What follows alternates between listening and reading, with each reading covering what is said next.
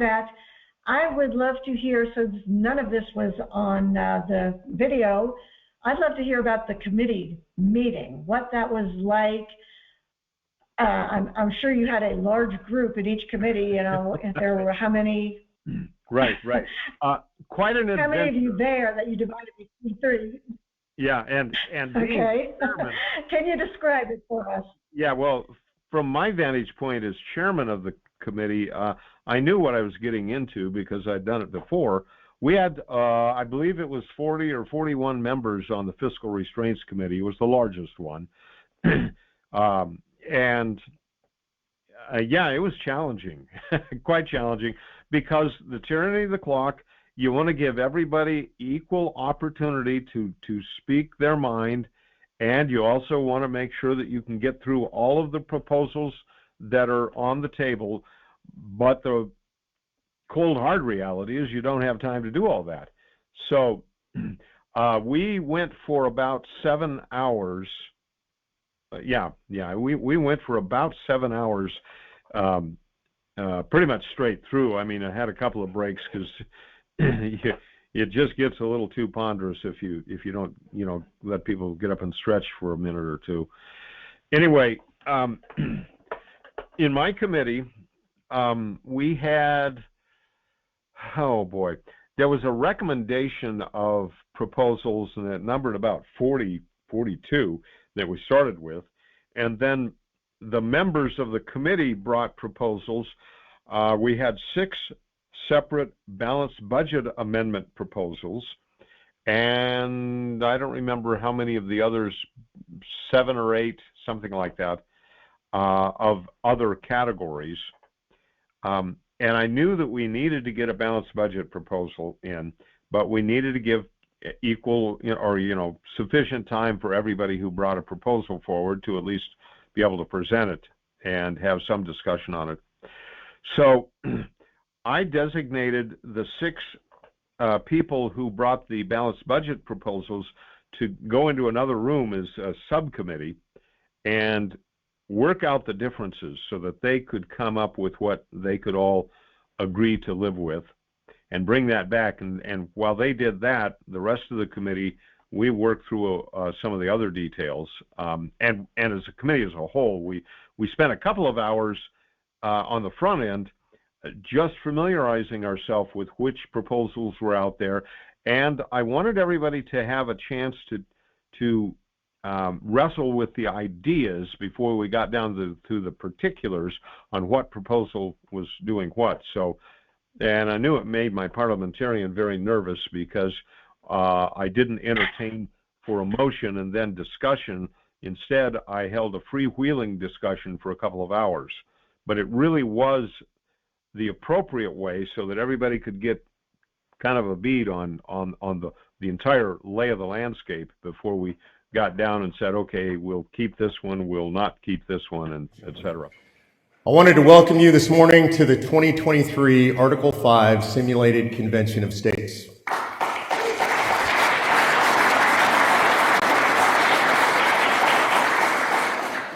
It's a truly historic endeavor. For those of you who were here last night, thank you for being here, for your attention, for listening to Patrick Henry, and for having him help us set the stage for what you're about to do. What you're about to do is unlike any other meeting. If you've never been to a simulated convention before, you haven't been through this experience, this will be unlike anything you've ever done before. This is not just a convention or a gathering or a social event or an educational event. You are making history during this event. I hope that you will keep that in mind. I expect that what we will see is what we saw at the 2016 simulated convention, which is we saw good people come into a room and rise to the level of great statesmen and stateswomen. America will be watching. People who support what we're doing out across the country, over 5 million folks who have signed up in support of calling a convention of states, will be watching. And people who oppose the process will be watching. The process itself, the convention itself, are entirely nonpartisan endeavors. This is not a policy discussion. This is a discussion about where the appropriate authority in the United States of America under our Constitution lies. Does it lie with the people and the states, Or does the fundamental authority in the United States of America, the majority of authority, lie with the federal government? I think most of us who are in this room would agree with the answer that it lies with the people of the United States and their representatives in the states. The federal government was always intended to be a government of limited enumerated powers. Today, the federal government is a government of unlimited, essentially unenumerated powers, largely the effect of an overreaching government for decades, over a century at least, and a Supreme Court that rubber stamps and encourages that encroachment on state authority and the sovereign authority of the people of these United States. So today you will enter into solemn and serious debate about amendments which might be proposed to be sent to the states for ratification in order that we might restrain that federal government and once again put it back within the bounds of the United States Constitution. I would like, just for a moment, just as an experiment, could you raise your hand if you were here at the simulated convention in 2016? I would appreciate that. Thank you for your participation in that event, and thanks for being here again, and hopefully some of you can help lead the way in committees and discussions among your colleagues. There are those out there on both sides of the aisle who oppose what we're doing. We know about the supporters, but there are opponents on both sides of the aisle too. They fear the idea of a runaway convention. We hear this from Democrats and Republicans, liberals and conservatives. In responding to them, I would like to be direct, if perhaps a bit harsh. And in doing so, I will quote one of my favorite founding fathers, and that is Sam Adams. Sam Adams, in dealing with the people and talking about the people who opposed the fight for liberty, said this: "If you love wealth better than liberty, if you love the tranquility of servitude better than the animating contest of freedom, then go home from us in peace. We need neither your counsel nor your arms. Crouch down and lick the hands that feed you, and may posterity not remember that you were our countrymen." There's humor in that, but there's a very serious attitude in that. You are leaders in the fight for liberty in the United States of America, and that liberty is indeed being lost. And anytime we engage in a war, anytime we engage in a fight, we have to measure the risk in that fight. And you're here because you're serious people who have made that measurement within yourselves and made your own decisions about what the appropriate things are to do in this time of tribulation in our country. Winston Churchill said, "If you won't fight for right when you can easily win without bloodshed, if you won't fight when your victory is sure and not too costly, you may come to the moment when you'll have to fight with all the odds against you and only a precarious chance for survival. There may even be a worse case. You may have to fight when there is no hope for victory, because it's better to perish fighting than to live as slaves." To the men and women in this room, you have my eternal gratitude, because you have chosen to fight when there is still, in my opinion, a very good chance for victory for the United States of America. It is time that we pursue that victory with all due vigor, and that is why we're here today. We're going to turn the convention over to you, the commissioners, and to the officers and the officers to come of this convention. At this time, it's my honor to introduce Representative Ken Ivory of Utah, past convention president and temporary president under our rules. Representative Ken Ivory.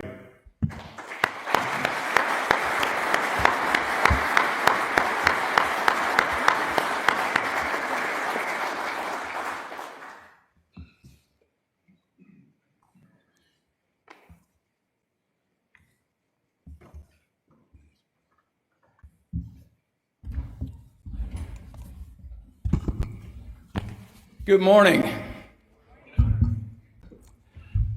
6 years ago, we talked about the winds of change were about to blow. And in 6 years, we've had a lot of change, and I think the winds have been maybe more like a hurricane. In 6 years, national debt has gone from 19 trillion to 33 trillion. That's on our children and our grandchildren. In 7 years. In 7 years, we've gone from a government that was functioning as it was to we now operate by administrative fiat and executive order. almost entirely. We had recently a 155-page opinion from a judge that announced that our government was shutting off the speech of the people. And the judge ended with a quote from Harry Truman: "Once a government is committed to the principle of silencing the voice of opposition, it has only one place to go, and that is down the path of increasingly repressive measures until it becomes a source of terror to all its citizens and creates a country where everyone lives in fear." In 7 years, we've seen opinions from courts that take away the rights of the people. And as was mentioned, that the power to deal with this lies entirely with the states. One of the ratifiers of the New York Convention, not remembered very frequently, but one of the ratifiers named Tench Coxe, he said, "The real source of sovereign power doesn't lie with the federal legislature, as many suppose. The real source of sovereignty lies with the legislatures, because they have the power of altering and amending the Constitution, and that is the real source of sovereignty. If 2/3 of the states call the convention and 3/4 ratify, it becomes part of the convention without any interference from Congress." So that's the real source of sovereignty. But I'll take that one step further, because we have a boss.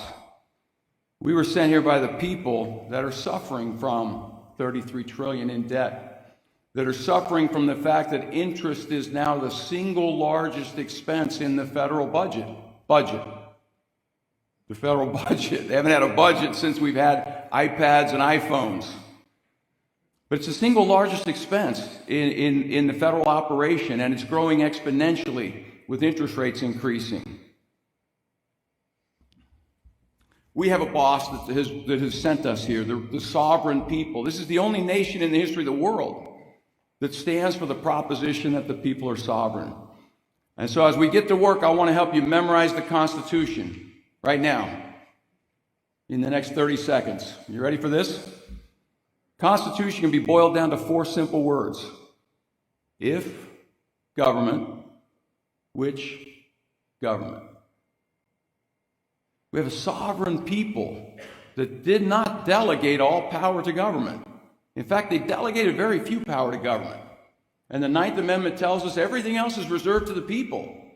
If government, was that power delegated to any government at all? It's a critical question that we have to ask ourselves.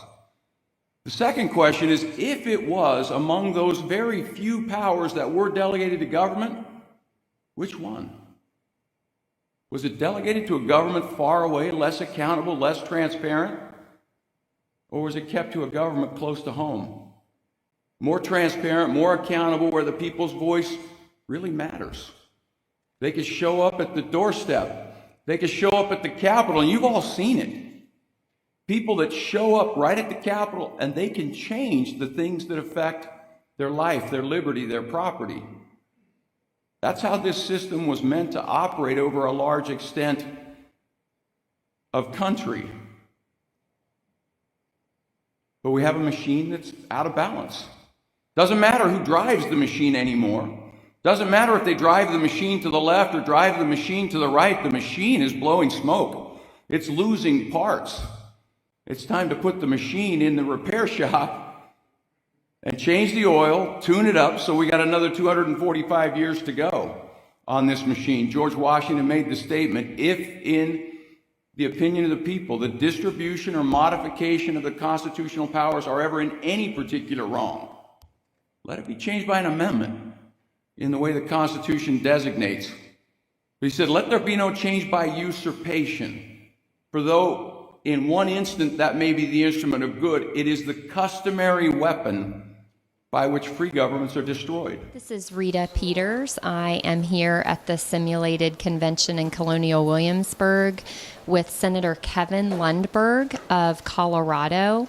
And Senator Lundberg, I know this is your second simulated convention. You actually were here at the first simulation back in 2016.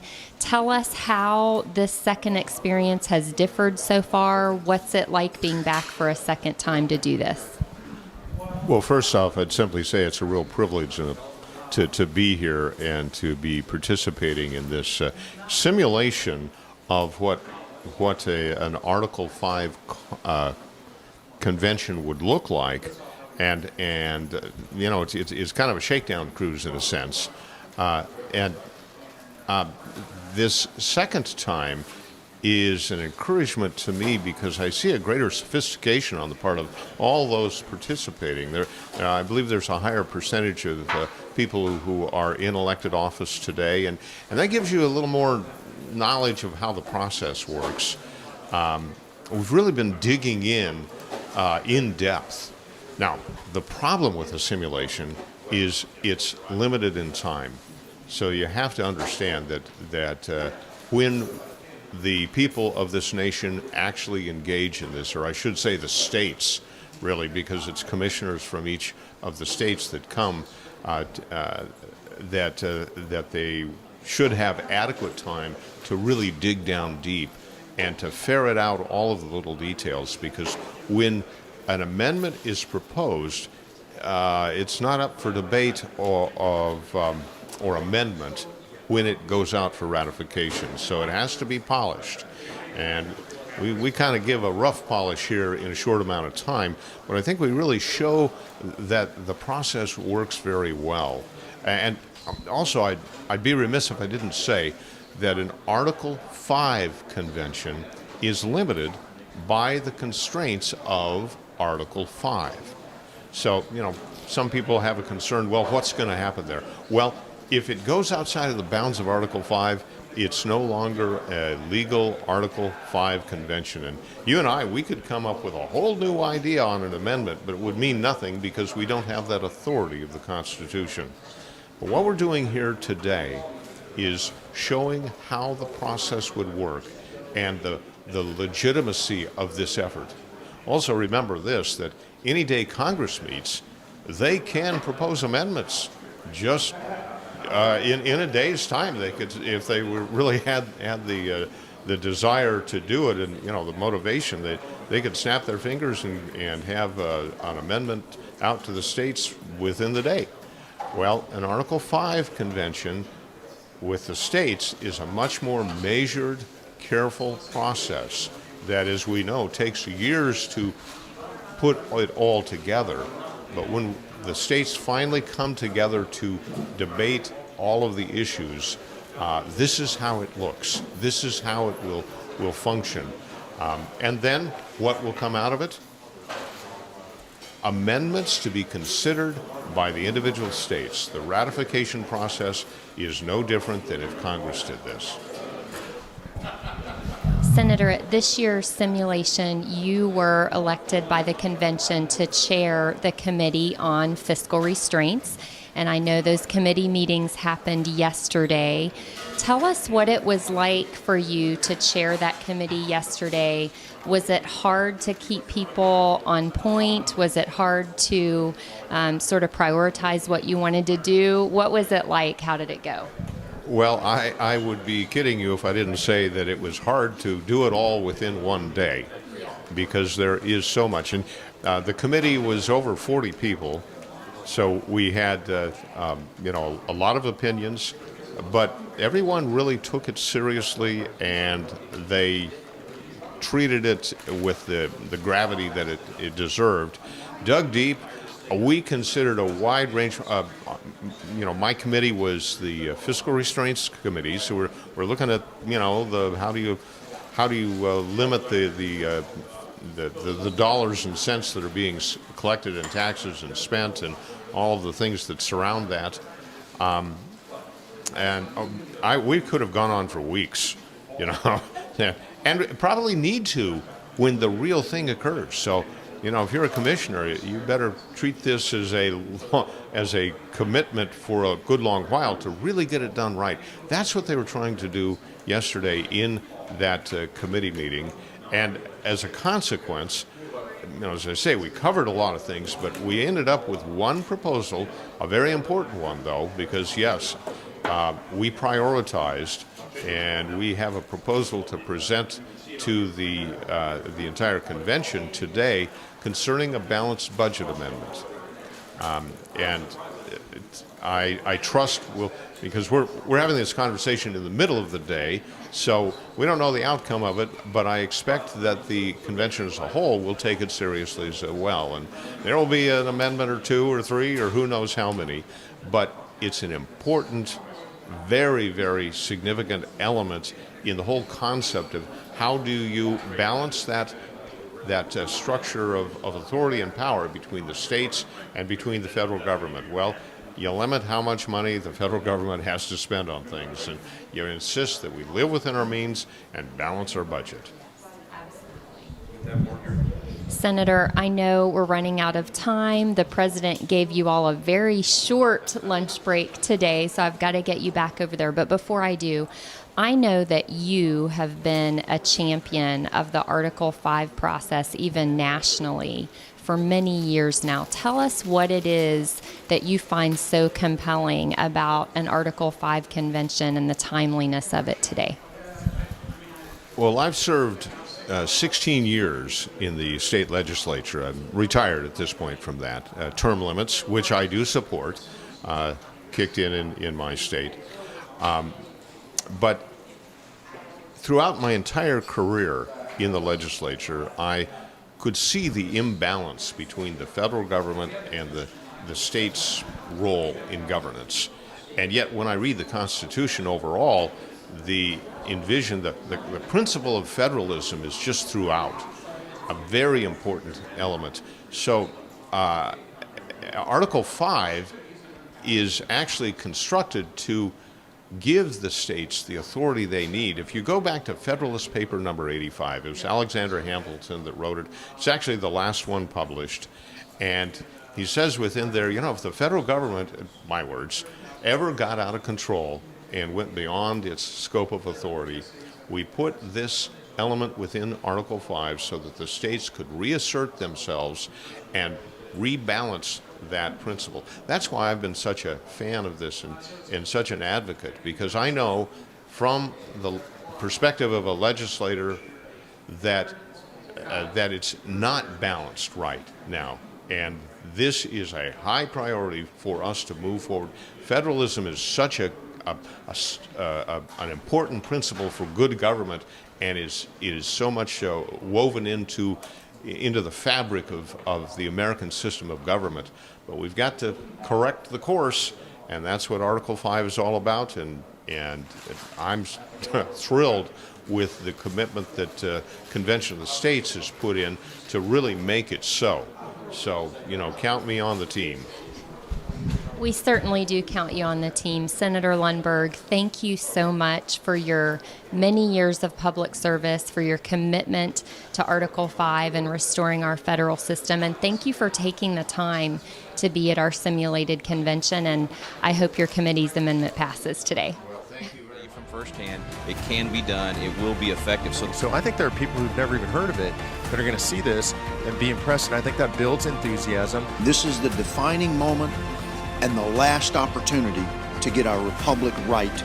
We need a solution as big as the problem.